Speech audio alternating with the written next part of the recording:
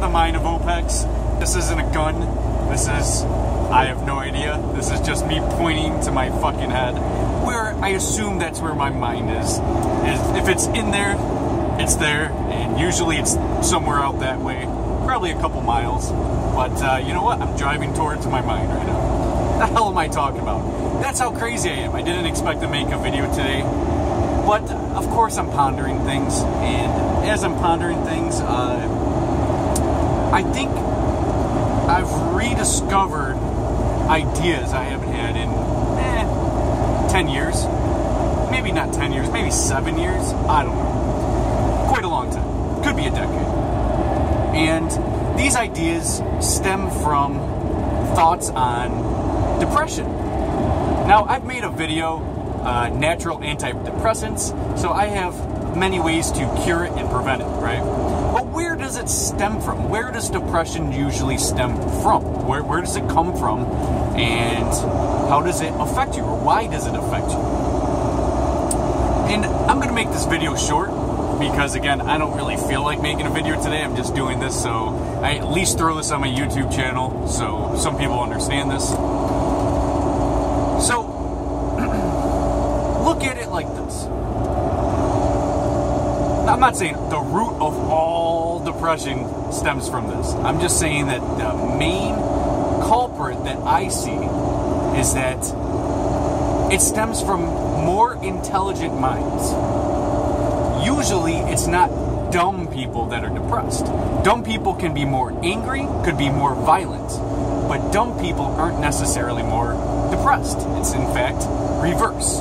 It's actually more intelligent people that tend to be more depressed. Now, as somebody that I claim to be more intelligent, even though when it comes to like book smarts and language skills and stuff like that, I'm terrible, I consider myself a really intelligent person. So I would stem into the category where I'm more vulnerable to depression, more susceptible, I would say. And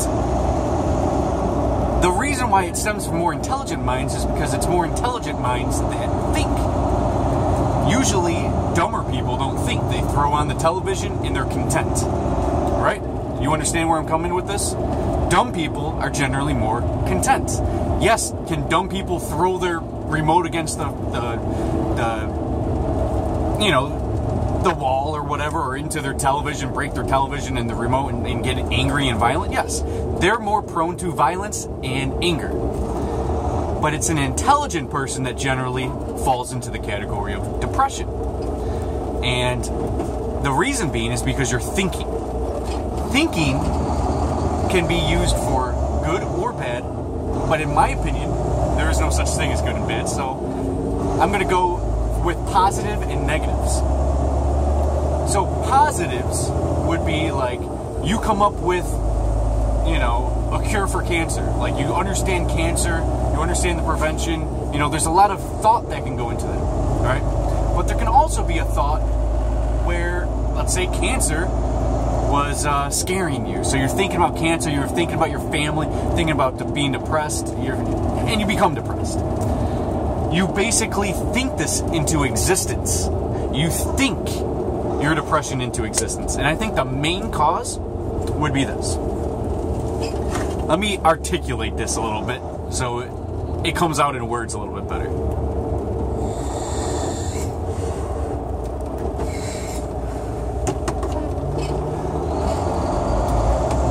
In an intelligent mind, we want to have experiences.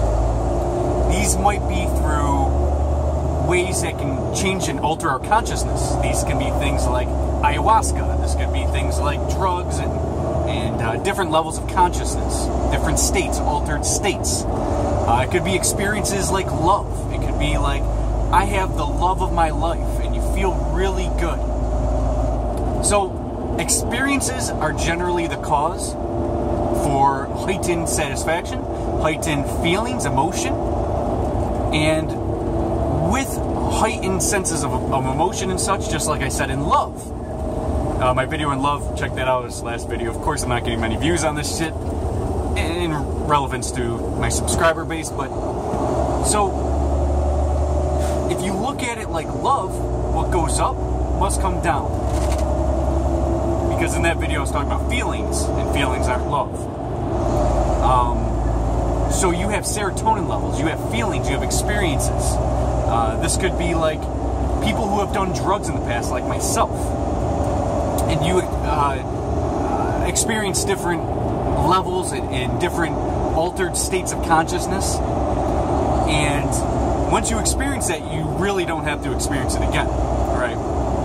That's why in my drugs and psychedelics video, I said, and I'm still to this day saying that I recommend every person on this planet, even if you're mentally challenged, to do mushrooms, because it'll alter your state of consciousness. And I suggest you do this once, never again, just because of the expansion of your mind.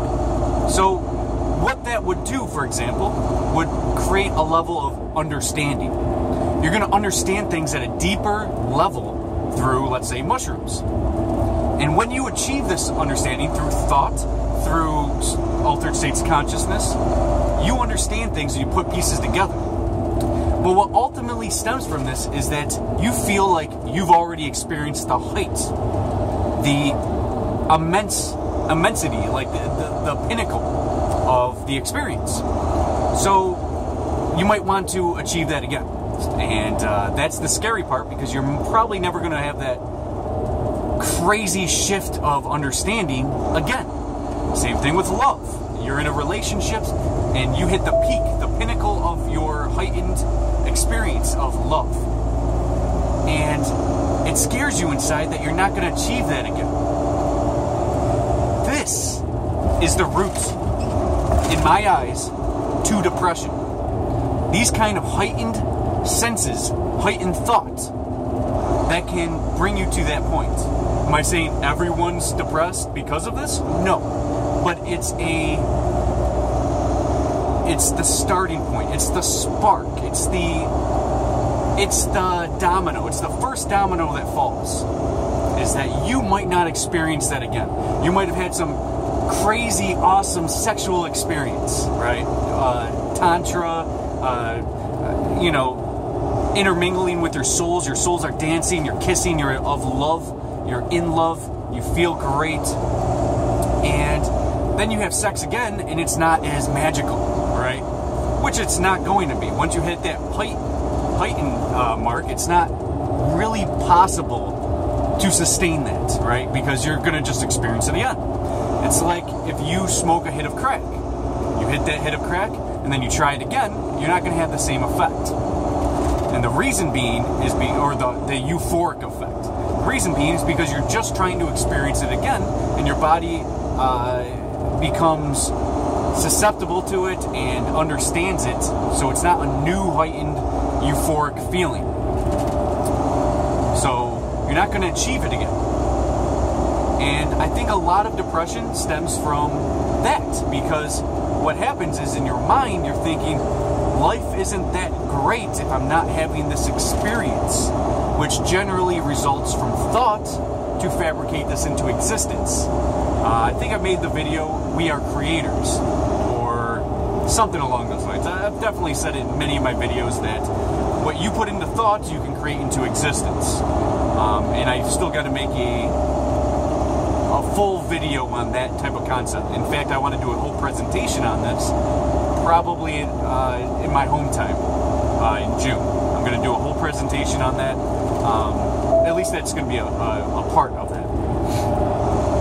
And so you're thinking, and you're creating things into reality, and you are experiencing this, what you experience, to the fullest. And then you stop feeling that way. So look at it like a woman. You were very sexually attractive. Your sexual market value was very, very high for, your teenage years into your 20s, and now you're into your upper 30s, and you just hit 40 years old. You're probably not able to have children. You're probably not looked at anymore as sexually attractive. There's not eyes looking at you anymore. You used to get a little weirded out when guys did it, or you used to feel really good when certain guys did it, and you're not getting that anymore. You're not going to be able to experience that again because you're getting older. Your sexual market value is plummeting. guys aren't really looking at you anymore like they are the 25-year-old girl, and it starts becoming sad. And you might start getting depressed because your heightened experience, your heightened feelings around that starts becoming dull because you're not going to achieve that again. And I think that's a big problem. Now, when you're looking at this, look at it also along the lines of death, right? Because a lot of depression ultimately can conclude to suicide. So you might think to yourself, you might get to the point, I've already experienced a lot of this stuff. Life is boring. Life is dull. I'm sick of paying bills. I'm sick of this matrix. I'm sick of this. Like, they might learn things. Again, this stems from intelligent minds that learn. If you are a docile sheep, you're generally not depressed because you're content. You're content for working for the man. You're content with paying taxes. You're content with the lifestyle that has been created for you instead of you being a creator yourself. So it doesn't really apply to dumber people. But you might be contemplating on death, and your intelligence tells you, this is fucked up. The world's fucked up. There's terrorists out there. The government's fucking us. There is no way out. What is the way out? I know the way out. Boom! Just get out of the way. I'm sick of crying every night, etc. So, understand that a lot of this comes from intelligent thought. Now, could it be the correct mind doing this that's creating depression? No, it's not a correct mind, because if you knew what you were doing and you want to be happy, there's ways to go about that. And I don't think there's this video to talk about that. I have plenty of videos, check it out, on happiness. Plenty of videos. Just check out my playlist. I got like 200 videos. Not on all happiness, but my whole channel's based on happiness and longevity. And I have a lot of videos that are even in the title, something to do with happiness. And this video still talks on happiness and longevity. I'm telling you, depression is a big negative effect towards your happiness and longevity. Am I telling you to not think? No. Am I telling you not to experience the heightened effects and emotions and experiences in life? No, definitely. Check those out. I do it too. And I've done these things. It's like the same thing. But I've chosen not to be depressed. But I'm just telling you where depression and that whole paradigm stems from. Thought.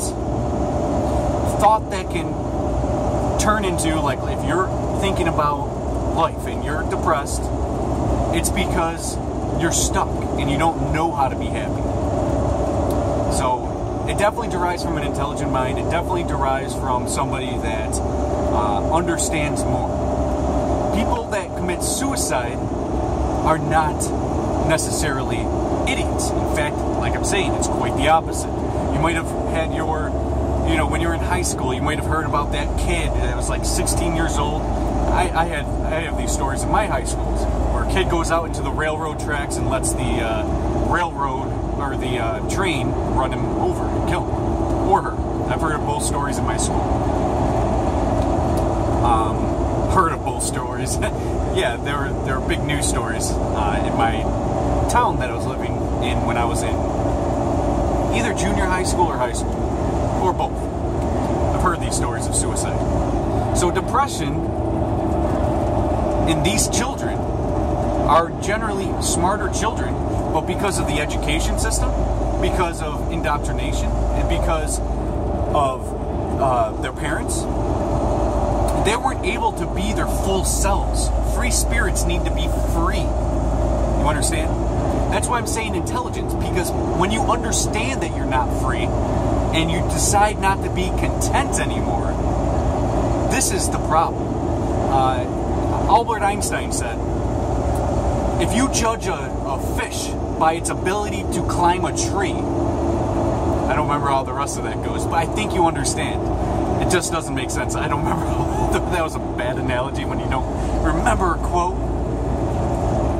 Oh, If you judge a fish by its ability to climb a tree, it'll spend its entire life thinking that it is stupid. That's what our education system is.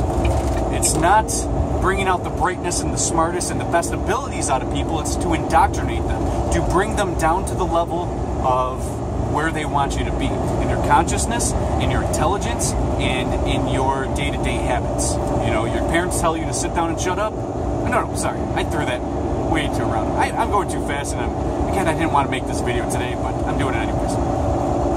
Your parents teach you how to walk and talk. And it's the teachers and the indoctrination that tells you to sit down and shut up. So you aren't fitting in. You can't be free-spirited like you could.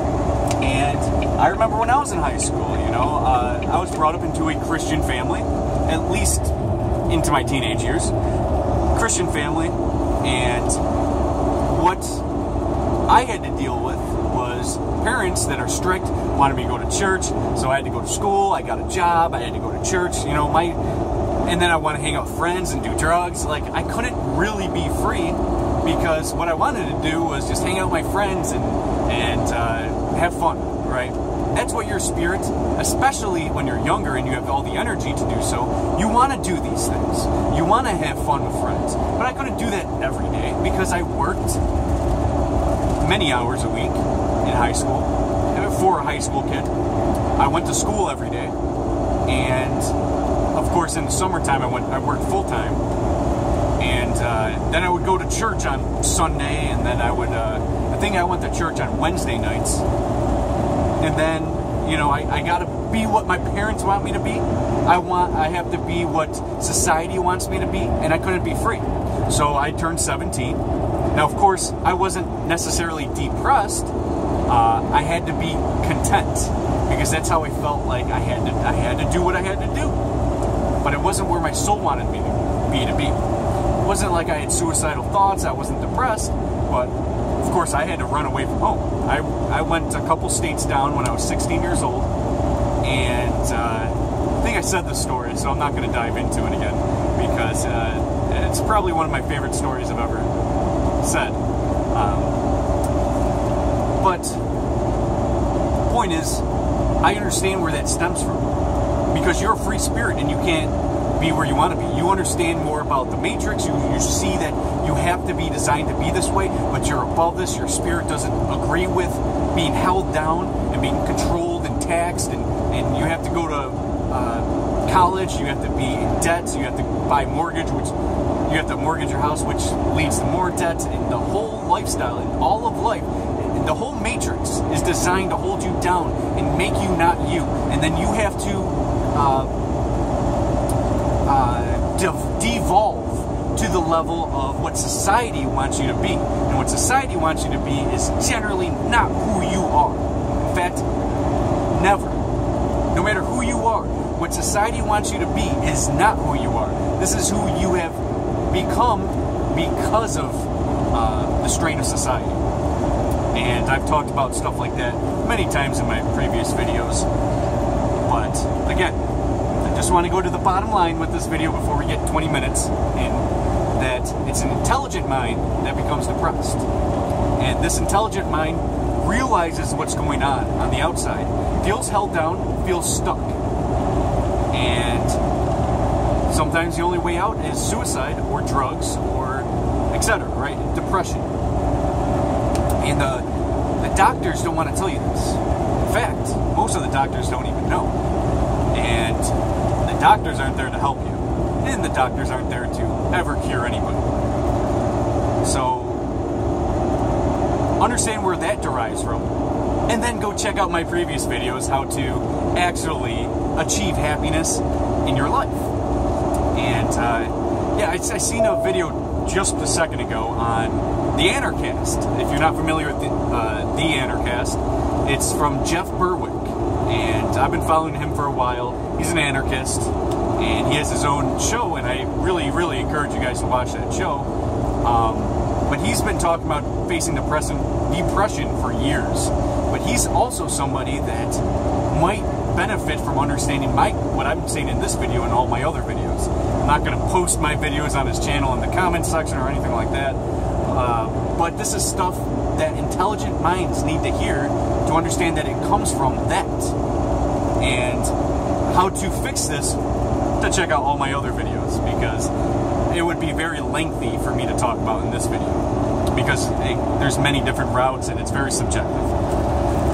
So hopefully you guys understand where it stems from, and I hope that you guys get something out of this and you realize that if you're having depression, that it's easily cured. You just got to understand the root cause, and then you can understand the levels of your understanding and to keep your happiness and become happy. There's steps you got to take in this. All right, guys. See ya.